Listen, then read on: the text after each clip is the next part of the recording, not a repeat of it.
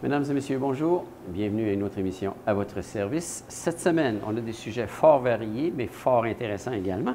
Alors, en premier lieu, nous allons parler de la semaine de la relâche et des diverses activités que les jeunes pourront faire pendant cette semaine en question. Et pour nous en parler, nous allons recevoir Marc-Olivier Bouchard, qui est animateur en loisirs et en culture ici à la ville de Baie-Saint-Paul. Nous allons également parler à une jeune commissaire qui nous a concocté une exposition temporaire ici au Musée d'art contemporain de Baie-Saint-Paul dans le cadre de la Biennale des arts actuels. Et nous allons recevoir donc Frédéric Renaud qui vient nous parler de son exposition. Et enfin, Simon Blais qui lui vient nous parler d'un projet peu commun. Il s'agit d'une construction d'une maison dite écologique. Et pour en savoir davantage, bien, je vous invite à rester à l'écoute de cette émission parce que c'est fort intéressant et je vous dirais que ça pique notre curiosité. Bonne émission.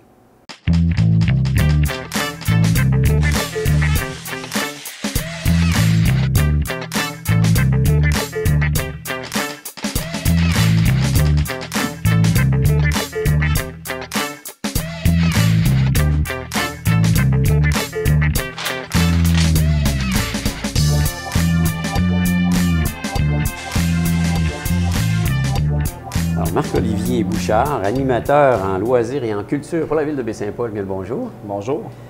Avant toute chose, c'est la première fois qu'on se voit. Oui. Donc, tu es nouvellement en place, toi, là, pour la ville de Baie-Saint-Paul. Oui, depuis le 12 novembre que je suis de retour à Baie-Saint-Paul. De retour à Baie-Saint-Paul. Donc, un Baie-Saint-Paulois qui s'est exilé suite à ses études, j'imagine. Oui. Puis là, il y a eu une opportunité de revenir dans le coin. Exactement. Ah, c'est le fun, ça? C'est merveilleux. C'est merveilleux. Alors, je vais te poser la question indiscrète. Quand tu étais à Québec, t'ennuyais-tu de la région? À tous les jours, j'en parlais, puis le trafic, c'est quelque chose qui me pesait. Puis le retour en région, c'est vraiment quelque chose qui me satisfait pleinement. Ah, puis en plus, j'imagine, c'est pas des petites décisions parce qu'on part de Québec, des fois on n'est pas seul, et ainsi de suite. Donc, c'est de joindre l'utile à l'agréable. Oui, c'est un déménagement qui implique une copine, pas d'enfant, fait que c'est déjà un petit peu moins de logistique, là, mais... Alors, retour à Baie-Saint-Paul. Bienvenue. Merci. Alors, maintenant, tu es rendu, comme on disait, animateur en loisirs et en culture pour la ville de Baie-Saint-Paul. Oui. Bientôt, très bientôt, il y a une semaine, effectivement, pour les étudiants qui s'appelle la relâche. Oui. Alors, c'est toi qui es en charge d'organiser ou d'occuper ces jeunes-là pendant cette semaine-là. Il y a plein d'activités au niveau de la ville. Oui, exactement. Donc, semaine de relâche du 2 au 10 mars. Mais plus précisément, du 4 au 8 mars, c'est la semaine de relâche pour le camp de jour. Donc, on a des moniteurs qui sont attitrés, un petit peu comme pour le camp de jour, le camp de la vallée durant l'été. Du 4 au 8 mars, on a des activités, on a une belle planification pour eux. Des activités variées, on pourra en parler. Là, on parle surtout pour les jeunes de quel âge à quel âge? 5 à 12 ans. 5 à 12 ans.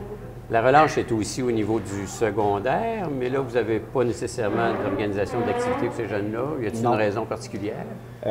Non. Traditionnellement, ça a toujours été vers les plus jeunes. Vers les plus jeunes. Si jamais il y a des besoins et des demandes, bien, c'est toujours des choses auxquelles on peut plancher dessus. OK. Alors, donc c'est de la semaine du 2 au 10 mars. De mémoire, il me semble la relâche avant, c'était au mois de février. Ça a comme été décalé ou? Bonne question. Ça fait depuis que j'ai terminé mon secondaire, mon cégep, que je m'occupe plus ou moins des semaines de relâche. OK.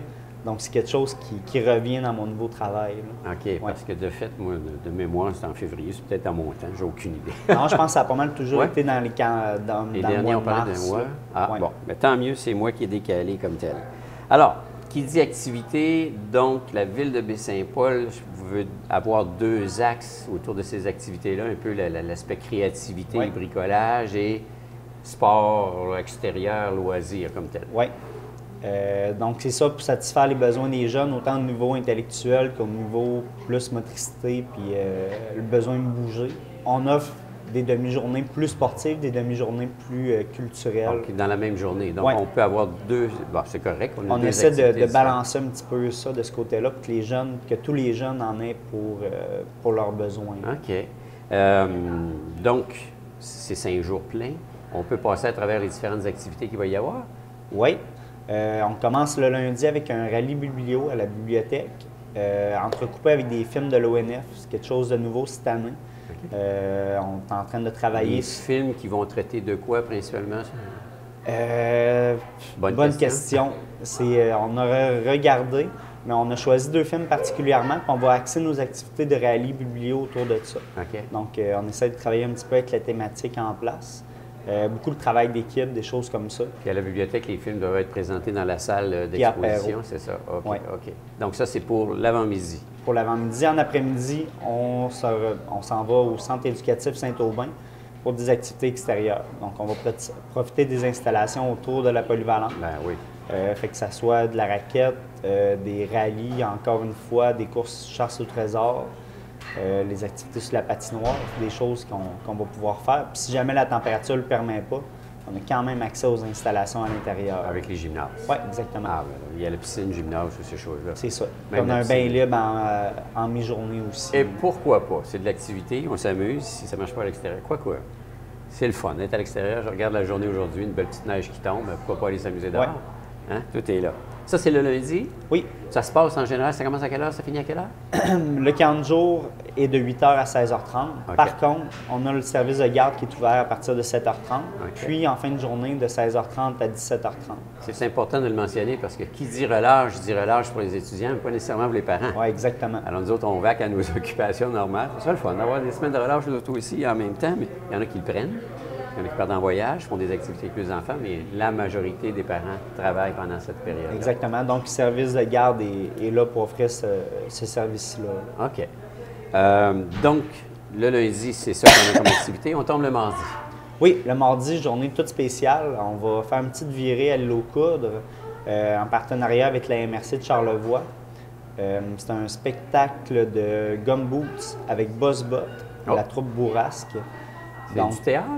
c'est de la danse, mais avec des gumboots. Donc, Ah. des bottes de pluie, puis des chorégraphies, des choses comme ça. OK. Ouais. C'est assez particulier, là. Oui, donc mais il y a super l'aspect intéressant. créativité là-dedans, puis...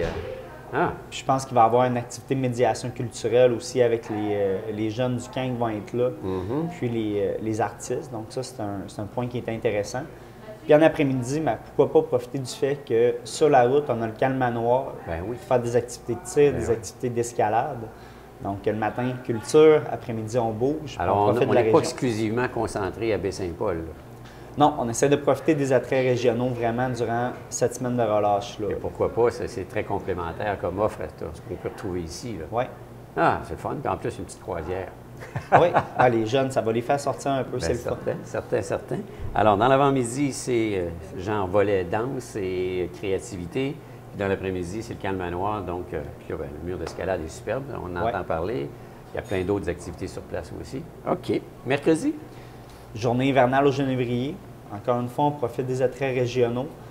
Glissade, patin, une chasse au trésor dans le camping.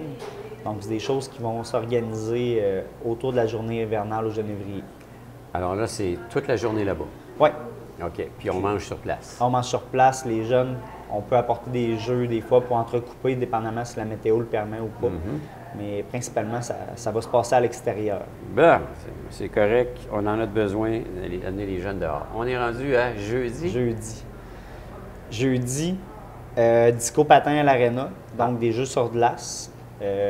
Donc, on a une activité grand public avec la disco patin plus tôt dans la semaine. Mais pour le camp de jour, on réserve la patinoire pour eux. Donc, toute l'avant-midi à l'aréna, vont pouvoir profiter des installations. Puis en après-midi, on va jouer à des jeux de société au Mousse Café. Ah. Encore une fois, on profite On de la inverse, place. là. Ouais. Le sport le matin, puis l'après-midi, un peu le culturel. Au Mousse Café, pour les jeunes, donc il y avait effectivement, il y a beaucoup Jeux de de jeux de société, société un petit sur peu de place. bricolage. Ah, ben c'est agréable. Ça va créer de l'achalandage au Mousse Café. S'il y en a plusieurs qui ne Ouais. connaissent pas, ou il y a des parents qui ne connaissent pas ça encore. Avec un petit biscuit en collation. Bon, ça se prend bien. Petite Ouais. gâterie, je pense que je vais avoir l'air de 5 ans. Je vais aller faire mon tour. Vendredi?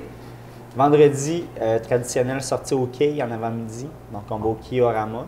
Puis en après-midi, un petit peu la même chose que le lundi. Kiorama, c'est des gros skis, là. Je veux Ouais. dire, wow, les jeunes, Ben, ouais, ça va être quelque chose. C'est là. ce qu'il y a à Baie-Saint-Paul. Fait que les jeunes, ben, c'est toujours drôle de voir les moyens qu'ils utilisent Ben pour se rendre à leur fin. Fait que lancer la boule à 2 mains, choses comme ça. Si jamais la boule est trop grosse. Bien oui. Sinon, donc c'est ça. Activité de quai en avant-midi. Puis en après-midi, on retourne au centre éducatif Saint-Aubin. Des jeux intérieurs avec un bain libre en fin de journée. Avec un bain libre, OK. Oui. Donc, c'est pas mal activité là, physique et un petit peu de jeu intérieur comme tel. OK.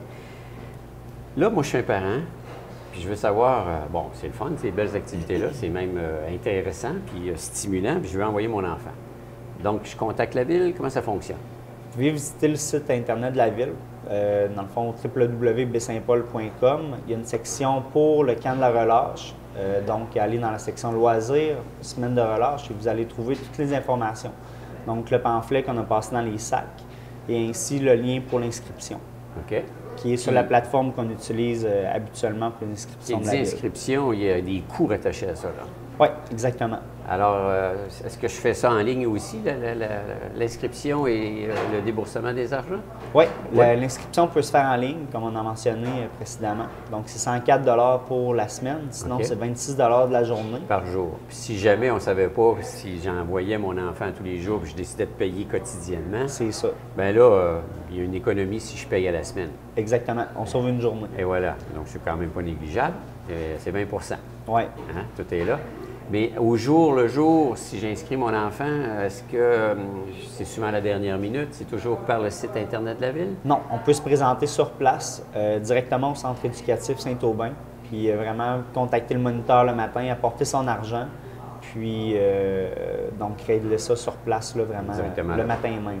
Là, les moniteurs, c'est des jeunes de Baie-Saint-Paul, c'est des jeunes du secondaire. Qui sont-ils, ces moniteurs? Jeunes de Cégep Université, principalement ils sont tous résidents de Charlevoix, mais principalement aux études dans Charlevoix. OK. Parce que les semaines de relâche au Québec ne sont pas tout à fait les mêmes qu'ici.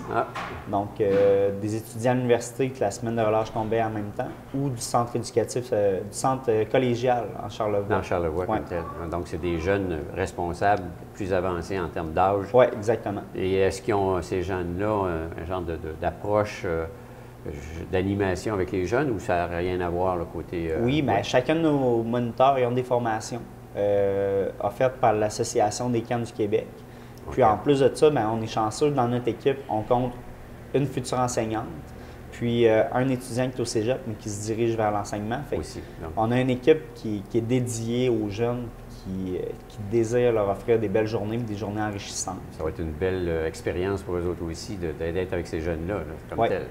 Puis, on le dit, c'est pas l'été, c'est l'hiver, donc on joue sur d'autres approches, parce que l'été, comme on le disait tantôt, il y a effectivement des activités pour les jeunes, mais il fait beau, il fait chaud, on est à l'extérieur, donc c'est autre chose l'hiver que l'été. C'est un autre type d'organisation. Et voilà, et voilà, et voilà. Dans ces organisations-là, à l'extérieur, à Saint-Aubin, parce que je sais qu'il y a des pistes de ski de fond, raquettes, je veux dire, le matériel est passé, il y a du matériel qui est sur place? Pour le matériel, donc ça, c'est quelque chose à vérifier. Normalement, je pense qu'on n'y a pas accès là, durant la semaine de relâche pour les jeunes. Si les jeunes ont des raquettes à la maison, ils les apportent et des skis de fond, donc ils viennent avec leur propre équipement. Oui, on les avertit à l'avance dans le pamphlet. Il y a le matériel qui est demandé. Puis si jamais on a une demande spécifique, par exemple des raquettes, des choses comme ça, on le demande la veille aux parents pour que les jeunes arrivent avec l'équipement nécessaire le lendemain. Super, mais ça s'oriente bien comme relâche. J'aimerais ça retourner à l'école, moi, en ce qui me concerne. Oui, bien, c'est super intéressant. Si je pouvais être avec les jeunes, j'irais directement sur le terrain avec eux pour profiter de cette semaine-là, c'est certain. Ben oui, jouer dehors, quoi. Alors, on répète les dates, c'est du 2 au 10 mars. Oui.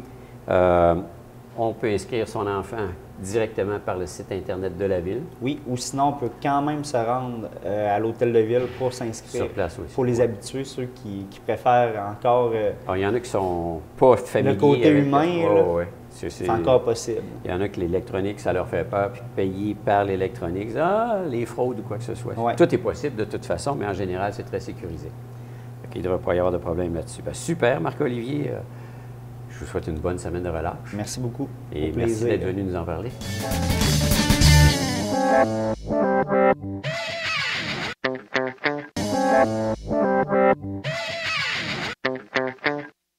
Frédéric Renaud, bien le bonjour. Bonjour. Du Musée d'art contemporain de Baie-Saint-Paul. Mais on te reçoit aujourd'hui dans le cadre j'appellerais, de la 9e édition de la Biennale des arts actuels, qui normalement se tient à Québec, qui a lieu à Québec. Mais dont Baie-Saint-Paul, par ricochet, est impliqué. Exact. Comment on est impliqué là-dedans? En fait, on est sur le parcours satellite de la Biennale de cette année, dans un nouveau volet qu'ils ont mis en place pour cette 9e édition-là, C'est le volet jeune commissaire, donc qui veut mettre en valeur le travail de la relève commissariale, en fait. Là. OK. Donc, au total, on est 9 jeunes commissaires qui fait partie de la programmation de la Biennale. Toutes des gens à peu près de mon âge, nouveaux dans l'expérience, qui montent des petites expositions, justement, satellites, dans différents lieux, dans Québec, Sainte-Anne-de-Beaupré, et nous, on est... C'est ça, c'est la capitale nationale Oui, foncièrement? capitale nationale au total. OK. Puis la biennale, c'est quoi au juste? C'est une activité ou un événement qui est annuel, qui vient régulièrement? Non, c'est aux 2 ans. Donc, la biennale, c'est vraiment 2 ans. C'est une biennale en art actuel, en fait. Ça se veut ouvrir les horizons sur les pratiques en art actuel, donc montrer qu'est-ce qui se fait non seulement dans l'art au Québec, mais aussi à l'international, parce qu'il y a beaucoup d'artistes internationaux qui font partie de la programmation. Donc, ça se veut vraiment une exposition d'envergure pour montrer qu'est-ce qui se fait en ce moment, un peu comme la Biennale de Venise, hein, avec les pavillons. Okay. Les pavillons à chaque pays. Là. Donc, qu'est-ce qui se fait en ce moment dans le monde, en art actuel, et comment on peut l'exposer le plus possible au public. Donc, il y a vraiment, c'est principalement Women Back, mais il y a de l'art public, il y a de l'art dans toutes sortes de centres d'artistes aussi. Donc, comment l'art actuel se pratique en ce moment.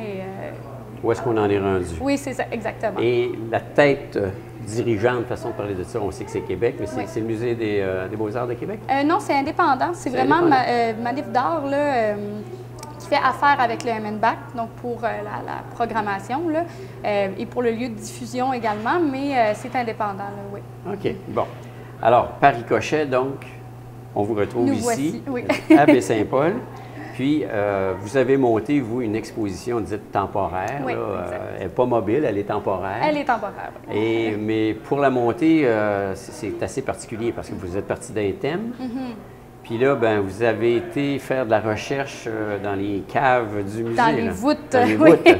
Exact. Donc, c'est ça, nous, on s'inscrit justement dans le parcours satellite. Donc, on montait une petite exposition avec notre collection permanente. Donc, de mettre en valeur certaines œuvres qu'on n'a pas sorties depuis longtemps, de présenter notre collection permanente, en fait, et de justement répondre à la thématique de Si petit entre les étoiles, si grand contre le ciel, donc du commissaire. On répète ça, si petit. Entre les étoiles, si grand contre le ciel. OK. Donc, qui est la thématique qui a été choisie là, par le commissaire de la Biennale, Jonathan Watkins, qui est un commissaire international. Puis ça, c'est tiré d'une phrase d'un artiste très connu qui malheureusement est décédé, Léonard Cohen. Okay. Exact. Puis c'est ça, cette biennale-là, ça veut explorer le rapport entre l'art et la nature, comment les artistes abordent la nature, comment les artistes abordent leur rapport justement à notre environnement et tout ça. C'est très large comme thème, mais très riche. C'est très inspirant aussi. Exact.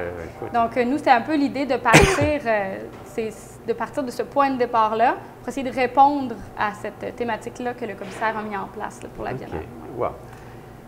On dit jeune commissaire. Oui. Donc, encore aux études? Oui, exact. OK. Donc, puis moi, des études très spécialisées. Là. Très spécialisées. On ne s'improvise pas commissaire. Là. Je ne pourrais pas demain matin. matin. On peut s'improviser commissaire. Ouais. C'est le milieu des arts. Hein. On peut arriver de toutes sortes d'horizons.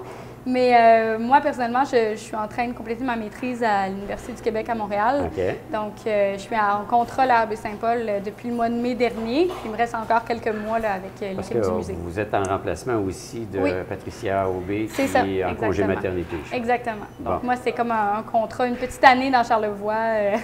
Super, merci. On en a besoin de jeunesse. Mais vous êtes Sherbrookeoise de nature? Oui, Sherbrookeoise de nature, oui. Expatriée à Montréal depuis 5 ans. Et maintenant, on fait un saut dans Charlevoix. Exact. Mais votre initiation à Baie-Saint-Paul date déjà d'1 an ou 2 ans passés, là? Oui, c'est ça. Moi, à la base, je suis arrivée pour la première fois dans Charlevoix il y a deux étés. Donc, je travaillais pour le Symposium international d'art contemporain. C'est là que j'ai rencontré toute l'équipe du musée et tout ça. Donc, c'est une belle chance aussi que j'ai qui m'a proposé, comme il me connaissait déjà, je connaissais l'équipe et tout ça, donc proposé de venir pour remplacer Patricia là, pendant son congé. Bon. Donc, c'est une belle chance pour moi. Ben, c'est super, c'est super. Oui. On espère que vous allez vous ancrer ou que vous reviendrez sur une base plus régulière. Ça va être dur de partir, en tout cas. Ça va être dur de partir. Oui. Comme tel, on parlait de la thématique tantôt, on parlait de notre environnement.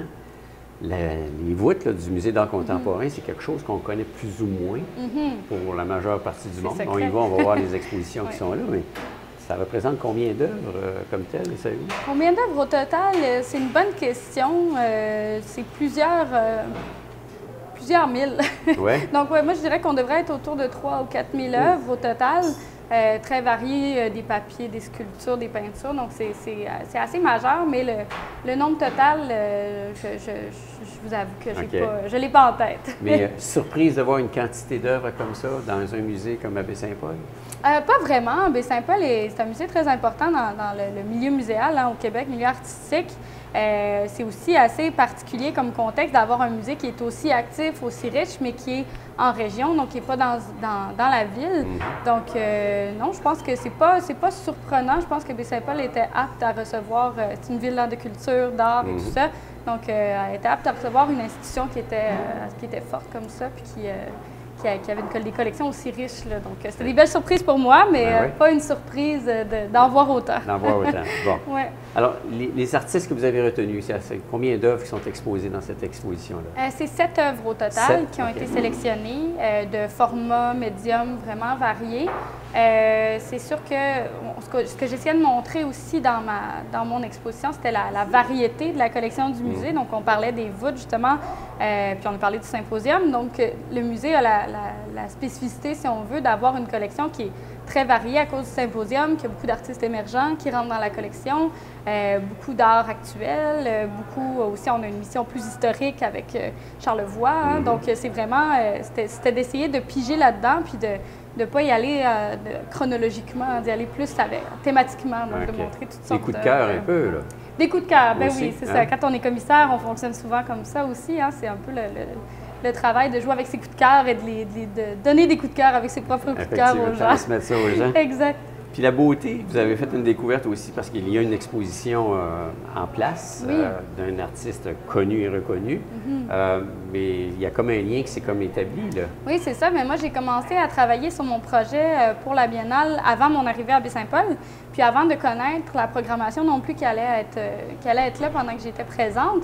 Et moi, justement, c'est des œuvres qui observent un peu la nature dans le très petit, donc des artistes qui s'attardent aux détails de la nature, qui grossissent des choses qui sont minuscules.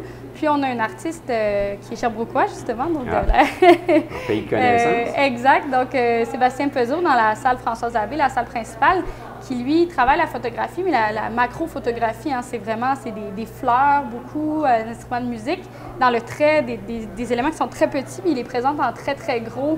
Il les retravaille par ordinateur. Donc, il y a vraiment un lien avec la thématique que j'ai montée et le travail de Peuzeau, mais c'était un beau hasard, une belle découverte. À voir. Donc, si on va faire un tour, voir votre exposition, bien, autant en profiter pour faire le tour de tout ce que le musée nous présente. Oui. Jeune commissaire, vous êtes combien à étudier présentement au niveau maîtrise à l'Université du Québec à Montréal? À l'Université du Québec à Montréal, le chiffre exact, encore une fois, je pense que je ne l'ai pas. L'UQAM est très active dans le milieu montréalais. Donc, moi, je sais que de ma cohorte, on devait être une trentaine. Une trentaine puis là, à peu près, on lève la main puis on réussit à se faire identifier comme jeune commissaire pour avoir ça. On a fait quoi? C'est sûr que moi, c'est vraiment en lien avec mon poste au musée que c'est arrivé sur le tapis, si on veut, cette exposition-là.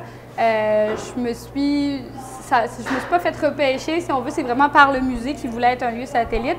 Puis ça a bien donné parce que moi, j'étais là pour l'année, justement. Donc, j'étais une jeune commissaire. J'avais le profil qu'il fallait. On appelle ça un bon timing. C'est ça, exact. Un bon profil, un bon timing. Donc, voilà. Ah bon. Cette exposition-là, on va pouvoir la voir jusqu'à quand? Elle est vraiment en place pendant le temps de la Biennale. Donc, elle a ouvert samedi dernier. Puis, elle va être là jusqu'au 21 avril. Donc, c'est 2 mois. Okay, 2 mois presque jour pour jour. Bon, au moins, on a le temps, on n'a pas l'urgence d'y aller. Des fois, on se dit toujours, des fois, j'ai le temps, puis finalement, on arrive à la fin. C'est ça, puis c'est déjà fini. C'est manqué, ça arrive souvent, ça. Donc, si vous avez un moment libre, allez-y immédiatement. Voilà. On ne se fera pas, on n'aura pas très long, 7 œuvres, ça se regarde vite. Oui, mais quand je dis comme être là, autant être là, faire le tour, parce qu'il y a des belles choses au musée. Exact. Puis on a une belle nouvelle exposition permanente aussi qui met en valeur nos... Effectivement, au sous-sol. Oui, c'est ça, les œuvres de notre collection dans la même optique, là, donc... C'est impressionnant. Oui. Effectivement. Bon, mais écoute, c'est génial dans ce contexte-là. On anticipe quoi après les études? Après les études, c'est une bonne question quand même, question piège. Donc, c'est ça. Moi, je finis mon contrat ici au mois de mai. J'ai mon mémoire à écrire, donc c'est quand même un gros défi à relever. Puis après, je pense que dans le milieu culturel, il faut prendre les opportunités comme elles passent. Ça, c'est un petit milieu où il n'y a pas nécessairement des opportunités d'emploi foisonnantes, mais en même temps, il suffit de se trouver une niche, quelque chose. Voilà, une niche ou de prendre les opportunités comme elles passent, hein, de venir passer un an à Charlevoix, de faire un commissariat pour Manif d'art, donc de dire oui à beaucoup de choses en lien dans le domaine. Donc, je pense que j'ai pas de plan précis, je me laisse un peu porter par la suite des choses. Okay. Mais je pense qu'il y a beaucoup de choses différentes qui m'attendent. C'est sûrement des expériences positives par rapport à votre expertise et là où vous êtes rendu dans votre cheminement. C'est génial. Bon, bien, écoutez, merci beaucoup pour cette visite. Bien, ça me fait plaisir. On invite les gens à aller voir cette exposition-là, qui sont des œuvres du musée comme tel, dans les archives du musée. Oui. Et puis, ça s'en va, c'est 7 œuvres en soi que vous avez choisies. Ça va jusqu'à la fin avril, que vous disiez. Oui, 21 avril. 21 avril. Bon, c'est à voir. Oui, il y a plusieurs œuvres qui n'ont jamais été sorties encore depuis leur arrivée au musée, donc c'est très exclusif. Ah! On va aller faire des découvertes. Oui, voilà. Merci beaucoup. Bien, merci à vous.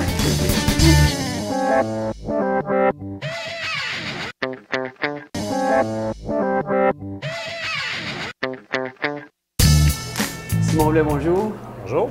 Simon, on vous connaît davantage parce que vous êtes associé à la Coop de l'Arbre, puis donc on fait la promotion de tout ce qui est notre environnement et entre autres le fameux sirop de bouleau. Mais là, aujourd'hui, on vous reçoit dans un autre contexte parce que là, on parle de construction, pas n'importe quelle construction, une résidence dite éco-responsable. C'est un projet familial dans le fond. Alors, vous êtes là-dedans, vous sortez de ce projet-là, là? Oui, en fait, on n'est pas tout à fait sorti parce qu'on sait que quand on fait soi-même les choses, ça prend nécessairement un peu plus de temps. Ça faisait déjà quelques années qu'on réfléchit à tout ça, qu'on fait des plans, et puis on arrive là, dans les dernières semaines de travail avant d'emménager dans la nouvelle maison. Quelle est la caractéristique de la résidence que vous avez décidé de vous construire, de A à Z, il faut le dire? Oui, c'est ça, on a tout fait. En fait, les grandes lignes de cette maison-là, c'est que c'est une maison qui est isolée au ballot de paille, dont l'architecture est bioclimatique, c'est-à-dire qu'il va utiliser les éléments de l'environnement immédiat le plus possible pour maximiser l'économie d'énergie ou maximiser l'ensoleillement de la maison. Donc, tout le design de la maison a été fait en fonction, par exemple, du solaire passif, en fonction des pièces de vie plus au sud, alors que les pièces froides non fenestrées vont être du côté nord. Donc, ça fait une maison qui est extrêmement efficace au niveau énergétique, qui utilise des matériaux qui sont locaux, qui sont sains. Bref, c'est ça, c'est une maison qui est à la fois écologique, mais qui est aussi saine. C'était un de nos objectifs. Comme tel. Initialement, le projet n'était pas ce projet-là? Non, initialement, les premiers plans, les premières ébauches qu'on a fait, c'était une maison qui était, oui, écologique, mais qui était beaucoup plus conventionnelle. Et c'est suite à la visite d'amis qu'on s'est rendu compte que c'était un gros mandat de construire une maison. Oui. Ça demande beaucoup de planification. Et, de la patience. De la patience, des fonds. Oui. Et puis, donc, suite à la visite de quelques amis, on s'est rendu compte qu'on manquait peut-être un petit peu de préparation. Et puis, comme on était pour en construire une seule dans notre vie, une maison, on s'est dit aussi bien y aller avec la maison de nos rêves. Donc, on a complètement changé de projet. Au lieu d'y aller avec une maison plus conventionnelle, on y a été avec une maison isolée à la paille, avec le foyer de masse, avec une serre annexée à la maison. Donc, vraiment un projet qui nous faisait rêver. On a pris quelques mois de plus pour revoir le projet puis décider d'aller de l'avant avec... C'est pas tous les jours, là, puis de passer d'une maison conventionnelle à cette maison de rêve-là, c'est quoi? C'est votre responsabilité vis-à-vis de l'environnement? Qu'est-ce qui a été l'élément déclencheur? C'est spécialement nous, au niveau de notre vie, au niveau de notre confort, on s'est dit, tant qu'à construire une maison, on est aussi bien en faire une où on va vraiment être fier, où on va vraiment être confortable. Donc, ces concepts-là de maison avec la finition intérieure en crépi, avec le foyer de masse, avec une serre adjacente, c'est des éléments qui agrémentent la vie. Et on s'est dit que si on n'intégrait pas ça dans l'architecture de la maison, peut-être qu'on allait louper quelque chose, qu'on allait passer à côté de quelque chose, avoir des regrets. Donc, on s'est dit, on va faire all-in. Puis on va y aller avec la maison de nos rêves au lieu d'y aller avec quelque chose qui est écologique, mais beaucoup plus conventionnel. OK. Le délai entre les deux, c'est quoi? Ça a été une dizaine de mois. On était censé commencer la construction de la première maison à l'automne 2017. Puis on a reporté ça à mai 2018. Donc on s'est laissé un hiver de temps au complet pour revoir le projet. Puis pendant cet hiver-là, on a suivi une formation en ligne en design de bâtiments écologiques qui nous a permis de... Vous l'avez construit de A à Z, donc vous avez fait les plans? On a fait les plans. Vous avez été chercher l'information par rapport à l'ensemble des matériaux? On a été chercher l'information, on a beaucoup magasiné, on a approfondi tous les systèmes qu'il pouvait y avoir en place, les façons de le faire, bonne planification budgétaire aussi, parce que c'est un point central, c'est une maison qu'on a autofinancée. Donc, il n'y a pas de prêt hypothécaire attaché à la maison. Donc, c'est sûr que ça demandait une planification financière très précise, serrée, très serrée. Donc, c'est un petit peu l'ensemble de tout ça qu'on a pu approfondir pendant l'hiver. Cette maison-là, vous l'avez construite avec Noémie Poupard? Oui, avec ma conjointe, mais aussi avec la famille. Donc, mon père, le père à Noémie, les frères à Noémie ont participé. Donc, on n'a pas fait ça juste à deux. Là. On a quand même eu de l'aide. Quelle est la perception des gens en général, je dirais, d'une maison dite conventionnelle versus une maison comme la vôtre? Je dirais qu'en premier lieu, les gens sont impressionnés. Les gens sont peut-être parfois, justement, il y a certains mythes avec la maison en paille, donc les gens, ils posent des questions, sont un peu perplexes, mais une fois qu'on leur a parlé, qu'on a argumenté sur les choix et les décisions qu'on a prises par rapport à ces éléments-là, leur crainte tombe. Donc, je dirais qu'en général, les gens trouvent que c'est très beau parce que ça donne un fini qui est intéressant. Puis, c'est sûr qu'ils trouvent qu'on a eu du guts avec deux enfants aussi de le faire. Oui, c'est ça, parce que c'est souvent le manque de connaissances qui fait qu'on a une mauvaise perception, finalement. Oui, puis le domaine de la construction, évidemment, il faut être manuel pour être capable de dire on se construit une maison. Mais un des avantages principaux de la technique qu'on a utilisée, c'est que c'est une technique qui ne demande pas de connaissances trop approfondies en construction. Évidemment, il faut être capable d'utiliser les outils, puis il faut avoir un savoir-faire manuel, mais ça reste relativement simple comme type de construction. Donc, tout le monde est capable de l'envisager. Simple parce qu'il y a moins de séparation, parce que... Parce que la technique d'isolation à la paille ne demande pas de gros outils mécanisés, ne demande pas un chantier avec énormément de machinerie. C'est beaucoup des choses qui se font à la main. Donc, à partir du moment où on a un savoir-faire manuel et des plans, on est capable de le faire. Okay. Si je compare votre maison à une maison dite traditionnelle, il y a un solage comme n'importe quelle maison? Oui, en fait, notre solage, à la différence d'un solage comme pour un sous-sol, nous, il n'y a pas de sous-sol dans la maison, c'est une dalle. Okay. Et c'est une dalle qu'on dit monolithique parce qu'elle a été coulée en un seul bloc. Donc, les empattements, les murs du solage et la dalle ont tout été coulés dans un seul bloc. Donc, on dit que c'est une dalle monolithique. Ça prend, entre autres choses, moins de béton, qui est un matériel qui n'est pas du tout écologique. Donc, puis ça fait en sorte qu'il y a une masse thermique au niveau du plancher du rez-de-chaussée. Avec le gain solaire, ça nous amène, ça nous amène une emmagasination de la chaleur qui est... C'était une des préoccupations. Comment, pas sauver de l'argent du point de vue énergie, mais davantage comment maximiser, avec les matériaux que l'on a, la chaleur qu'on peut avoir. Comment est-ce que la maison, parce que c'est souvent ça, on va dire, une maison va coûter un certain coût au moment de la construction, puis par la suite, dans sa vie utile, il va y avoir des coûts fixes au niveau d'énergie, au niveau de l'entretien. Et puis, une maison comme celle-là va avoir le coût de la construction, mais des coûts beaucoup moindres durant sa durée de vie, très durables, les matériaux sont très durables et d'un point de vue énergétique, c'est sûr que les performances sont nettement supérieures à la maison conventionnelle. Est-ce que ça coûte moins cher à construire aussi? Ça dépend si on fait affaire avec de la main-d'œuvre spécialisée. Donc, si on avait un entrepreneur en construction, évidemment, c'est facile à dire parce qu'il n'y a aucun entrepreneur en construction qui connaît ce genre de technique-là et qui le fait. Mais probablement que si on avait fait affaire avec un entrepreneur en construction, ça aurait coûté légèrement plus cher pour le même format qu'une maison conventionnelle. C'est quand même mais sur la durée de vie, la maison ça a rentré dans l'argent. Puis le format de votre maison, c'est comme n'importe quelle maison. Oui, c'est une petite maison, 24 pieds par 32 extérieur. Le mur a 18 pouces d'épaisseur. Donc on le perd à l'intérieur par le fait même. On le perd à l'intérieur. Donc à l'intérieur, ça donne une superficie qui est un petit peu plus petite. L'endroit qu'on perd en n'ayant pas de sous-sol, on l'a mis en faisant un étage supplémentaire. Donc, il y a 2 étages et un grenier qui est habitable. Alors, le grenier est même habitable? Oui. Okay. Puis, il y a un petit appentis en ça, arrière. Je me disais, c'est pas de sous-sol, ça va vous demander un cabanon, parce qu'on sait comment on accumule des biens. Oui, c'est sûr. C'est qu'effectivement, il y a des annexes. C'est-à-dire que le carré de la maison a une certaine dimension, 24 par 32 extérieur, mais il y a la serre adjacente à la maison et il y a un caveau avec un appentis à l'arrière de la maison aussi. Donc, ça donne une superficie qui n'est pas très grande, mais c'est ça. Le point de vue écologique aussi là-dedans, c'est que souvent, on va construire des maisons qui sont trop grandes, qui sont grandes à chauffer pour le nombre de personnes qui vivent dedans. C'est le phénomène des dernières décennies, là, des grosses maisons, des gros meubles qui peu de monde. Oui, c'est ça. C'est ça, avec des grands espaces qui sont longs à chauffer. Ouais. Donc, nous, on a opté pour, par exemple, des chambres plus petites. Au lieu d'avoir 2 salles de bain, une seule salle de bain. On s'est quand même laissé l'option d'en avoir une deuxième en planifiant déjà toute la plomberie, tous les tuyaux qu'il fallait si jamais on voulait s'ajouter une deuxième salle de bain à un moment donné.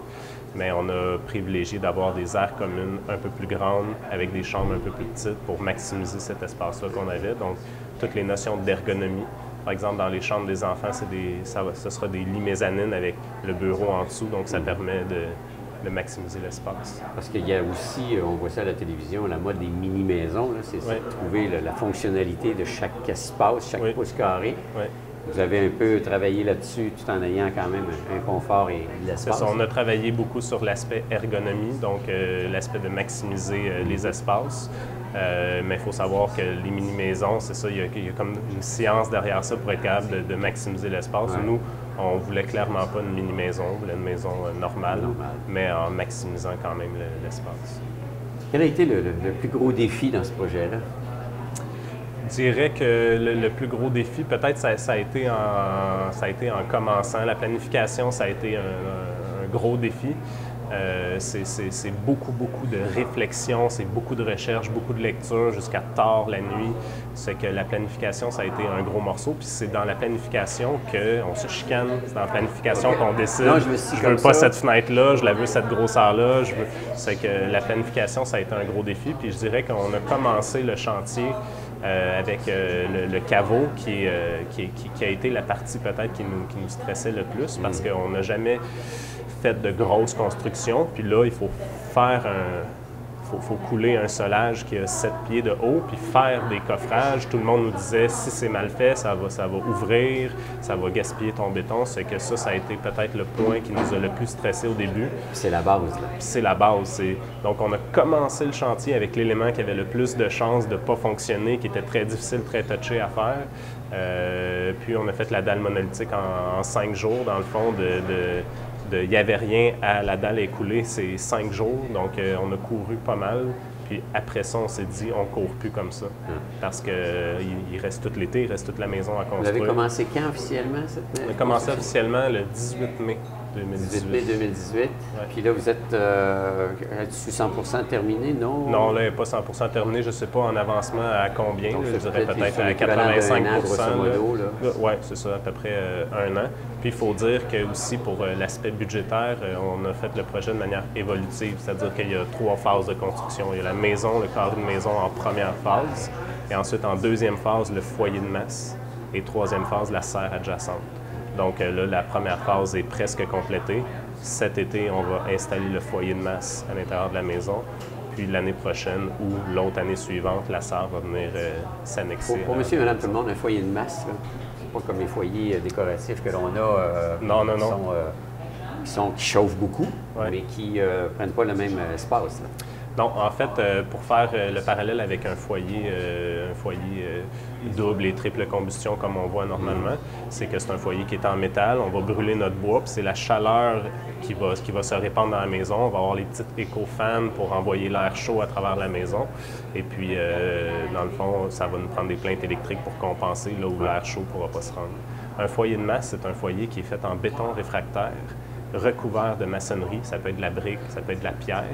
Et puis le principe, c'est un peu comme un four à pain. Il faut faire un feu très, très, très fort qui va brûler rapidement et ensuite tout fermer les trappes de manière à ce que la masse thermique du foyer emmagasine cette chaleur-là et la rediffuse dans la maison par radiation. Okay. Donc, ça va amener un niveau de confort beaucoup plus intéressant sur la durée du chauffage, parce qu'un foyer conventionnel, on va faire un feu, puis 4-5 heures plus tard, il va falloir remettre du bois, tandis qu'un foyer de masse, on fait un feu dans la journée, puis c'est pendant 24 heures, ça va... C'est quand même un foyer, il faut le nourrir, mais un feu dans la journée? Oui, ça va être un gros feu.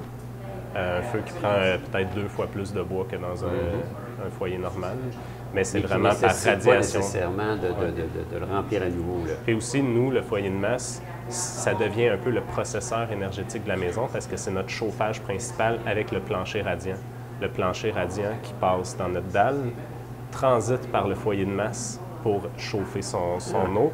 Et le réservoir d'eau chaude est préchauffé par le foyer de masse. Donc, à chaque fois qu'on fait un feu, on peut chauffer le plancher, on peut préchauffer l'eau chaude. Donc, au niveau de la stratégie énergétique, c'est gagnant.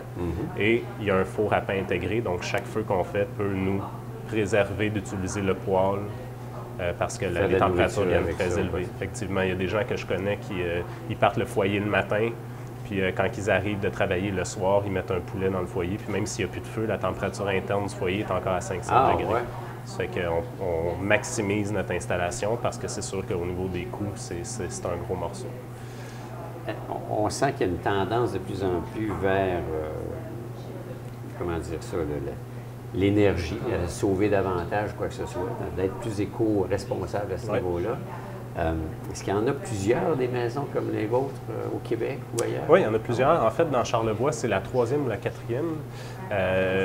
La technique du grèbe, la technique d'isolation de la maison avec le ballot de paille coffré, ça a été développé à l'Abbé, au Saguenay. Donc, à cet endroit-là, il y a un site qui s'appelle l'Éco-Hameau de l'Abbé, qui est probablement l'endroit au Québec qui a la plus forte concentration de maisons isolées à la paille dans un même lieu. Je ne sais pas le nombre exact, mais je sais qu'il y en a quand même plusieurs au Québec et beaucoup en Europe où les techniques plus artisanales, les crépis, ce type de maisons-là qui ont un look un peu plus à l'ancienne, c'est beaucoup plus répandu qu'ici, où ici, on a des maisons qui sont faites plus rapidement avec des looks un peu plus simples, des designs un peu plus modernes, avec les matériaux plastiques à l'extérieur et tout ça. Donc, c'est plus répandu en Europe, mais il y en a quand même plusieurs dizaines au Québec. OK. Et la particularité de votre construction avec le foyer, comment vous l'appelez déjà? Foyer de masse. Foyer de masse. Dans le contexte, c'est bon pour l'hiver par rapport au froid puis on chauffe la maison, mais les murs en paille, l'été, je pense que ça a la caractéristique d'être un isolant puis ça garde au frais. Oui, c'est ça. C'est que en fait, les écarts de température vont être beaucoup moins grands. Donc, il y a une stabilité au niveau du confort de la maison. Puis la masse thermique, autant au niveau du mortier qui est dans les murs, de la dalle ou du foyer de masse, va venir amener un élément de climatisation passif pendant l'été. Donc, c'est des maisons qui sont autant confortables l'hiver que l'été. Puis, au niveau de la stratégie énergétique, bien, c'est sûr que ça conserve sa chaleur pendant l'hiver, mais aussi ça évite de mettre un climatiseur pendant l'été. Un autre gain. C'est toujours de penser chacun des éléments en fonction des gains. Par exemple, à un moment donné, on positionnait la laveuse à un certain endroit, puis on s'est dit, mais si on le positionnait comme ça, on aurait accès à la porte de la laveuse en même temps que de faire un autre truc. Fait que c'est toujours de penser au double, triple usage de chaque choix. C'est du détail. Là. On est dans le détail. C'est du détail. Oui. Ça a été réfléchi. Le fait que ce soit une construction en paille, c'est-tu plus sujet à être côté incendie sensible? C'est le mythe principal de la maison en paille. Mais ce qu'il faut savoir, c'est qu'un ballot de paille, c'est très serré, il y a très peu d'air à l'intérieur. Est-ce qu'il est compacté spécialement pour ça? Non, pas spécialement. Il faut que le ballot soit compact, mais les agriculteurs qui font ce type de travail-là, ils le font généralement. C'est le ballot qu'on peut retrouver dans le champ. Oui, c'est ça. Il faut que ce soit bien séché, évidemment. Ouais. Mais évidemment, plus la compaction est forte, plus l'isolation va être bonne. Mais en général, quand il est capable de se tenir dans ses cordes, la balle est dans une bonne densité. Donc, c'est ça, c'est tellement dense. Puis en plus, la paille est coffrée dans un mortier. Donc, au niveau du risque d'incendie, c'est beaucoup moindre qu'une maison conventionnelle. Malgré que la paille, ça invoque un peu ça va prendre en feu ou il va y avoir des souris là-dedans, mais en fait, beaucoup moins de chances que dans une maison conventionnelle. La fameuse publicité qu'on voit à la télévision, les trois petits cochons, il y en a un qui en veut sa maison en paille, l'autre il veut avoir un peu de bois, puis l'autre avoir d'autres affaires. C'est l'ensemble. Le vendeur lui donne d'autres solutions, mais la paille n'est pas si pire que ça. La paille n'est pas si pire que ça, mais c'est ça, la solidité du mur. Dans le fond, le mur en paille dépend de 4 éléments, puis c'est ces 4 éléments-là ensemble qui vont faire sa solidité.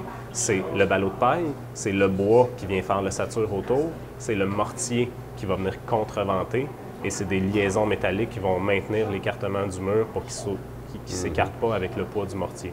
Fait que ces 4 éléments-là, paille, liaison métallique, bois, mortier, c'est ce qui fait les bonnes caractéristiques de la solidité du mur. Bien, je vous lève mon chapeau. C'est un beau défi. Là, on le voit de plus en plus se concrétiser. Au début, ça faisait-tu peur comme tel? C'est gros? Oui puis non, dans le sens que oui, ça fait peur, mais en même temps, on était tellement déterminés, puis on avait tellement confiance, puis on était tellement entourés de bonnes personnes puis d'experts qu'on savait qu'à toutes les fois qu'on allait avoir un problème, on allait trouver la solution, puis c'est ça qui est arrivé. Bien, génial.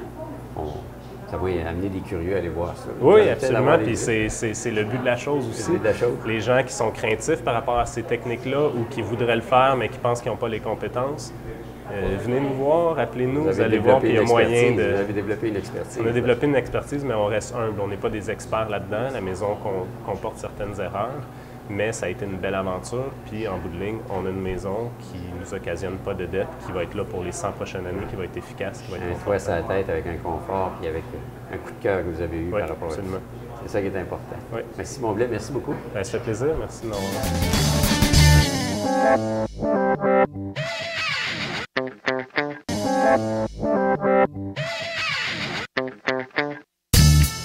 Alors voilà. C'est une autre émission qui s'achève. Merci à nos invités. Comme vous avez pu le constater, des sujets variés, mais fort intéressants.